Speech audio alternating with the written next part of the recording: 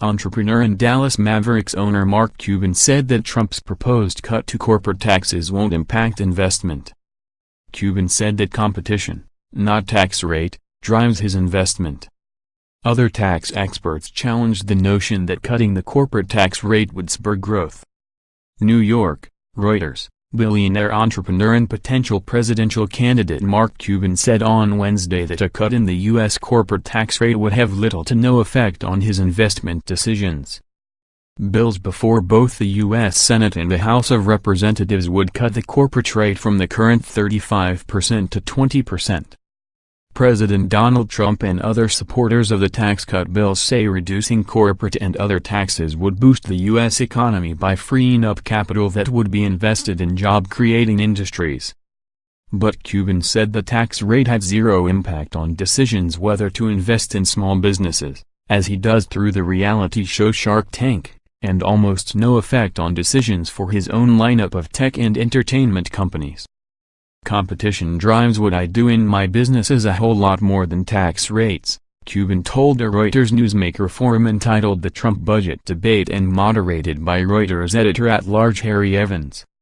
Amazon is going to affect a whole lot more companies and futures, as will Microsoft and Facebook and Google and other big companies, a lot more than a marginal tax rate, Cuban said.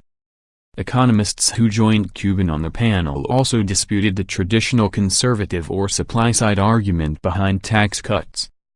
Alan Blinder, a Democrat and former vice chair of the Federal Reserve's Board of Governors, said data going back decades have failed to show a correlation between tax rates and subsequent growth. Mark Zandi, a Democrat and chief economist at Moody's Analytics, said taxes matter and that well-constructed tax policy can improve long-term growth but not nearly as much as the assumptions made by the Trump administration. In any case, Zandi said, the House and Senate proposals were very bad tax policy. Damiza Moyo, a Zambian-born global economist, said technology, demographic shifts such as immigration, and debt have far more impact than do taxes on growth. Cuban argued that the best tax cut to spur growth would be employment tax reduction such as the 2 percentage point payroll tax reduction that former President Barack Obama signed in 2010. Employment taxes are paid both by workers, via withholdings from their wages, and by employers. Cuban, 59, a one-time supporter of Trump who later endorsed Democrat Hillary Clinton in the 2016 presidential campaign, has told interviewers since early October that he is considering his own presidential run in 2020.